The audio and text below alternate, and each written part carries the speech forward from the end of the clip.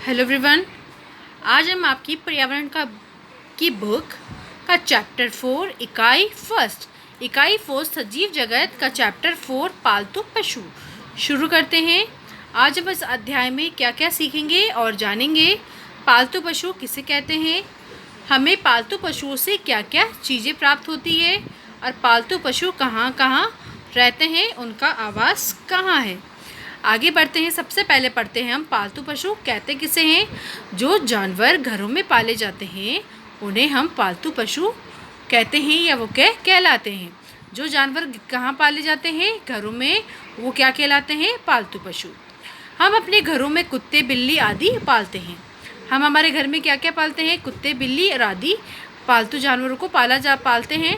कुत्ता हमारे घर की रखवाली करता है। हमारे घर की रखवाली कौन करता है, कुत्ता। बिल्ली चूहों को भगाती है। हमें जीव जंतुओं से अनेक प्रकार की वस्तुएं प्राप्त होती है। बिल्ली किसको भगाने में काम आती है, चूहों को। और उसके अलावा हमें जीव जंतुओं से अनेक वस्तुएं भी प्राप्त होती है। कौन से जीव जंतुओं से, पालतू जीव जंतुओं से। अब सबसे पहले हम बढ़ते हैं दूध देने वाले जंतु। दूध देने वाले जंतु कौन कौन से हैं, गाय भैंस बकरी आदि दूध देने वाले जंतु हैं। और दूध से हमें क्या क्या चीज़ें मिलती है, मक्खन घी दही आदि हमें कहाँ से प्राप्त होता है, हमें ये सब चीज़ें दूध से ही प्राप्त होती है। आगे बढ़ते हैं मांस देने वाले जंतु। कुछ जंतुओं से हमें मांस प्राप्त होता है, जैसे बकरे मुर्गे सूअर भैंस आदि। आगे बढ़ते हैं मधुमक्खियों से हमें क्या मिलता है, शहद मिलता है। शहद सभी को बहुत अच्छा लगता है। और अधिक प्रिय शहद सबसे अधिक किसको प्रिय है, भालू को। मधुमक्खी के छत्ते से हमें मोम भी मिलता है। और मधुमक्खियों के छत्ते से हमें क्या मिलता है, मोम मिलता है। भेड़ बकरी याक आदि से क्या प्राप्त होता है, हमें ऊन। भेड़ बकरी के बालों को काटकर हमें ऊन प्राप्त होता है। उनके बालों को कटाई करके ऊन बनाई जाती है और ऊन से क्या बनते हैं, ऊनी वस्त्र। रेशम के कीड़े से क्या प्राप्त होता है, हमें रेशम प्राप्त होता है।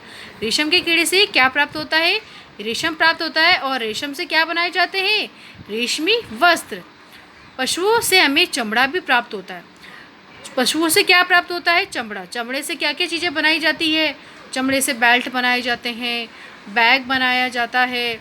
उसके अलावा बहुत सी चीज़ें जो चमड़े से बनाई जाती, चमड़े के बैग बेल्ट, उसके अलावा बहुत सी चीज़ें हैं जो चमड़े से बनाई जाती है। हाथी से हमें क्या प्राप्त होता है, हाथी दांत और हिरणों से सींग। हाथी से हाथी दांत और हिरणों से सींग प्राप्त होता है, जो सजावट की वस्तुएं खिलौने आदि बनाने में काम आते हैं। और सबसे महत्वपूर्ण बात, हाथी के दांत बहुत ही कीमती होते हैं। कुछ लोग लालच में आके भी हाथियों को मार देते हैं हाथी दांत प्राप्त करने के लिए। और कुछ लोग जैसे कि मरे हुए जानवरों के ये हाथी दांत को उपयोग में लाके उनसे क्या बनाते हैं, खिलौने आदि बनाए जाते हैं।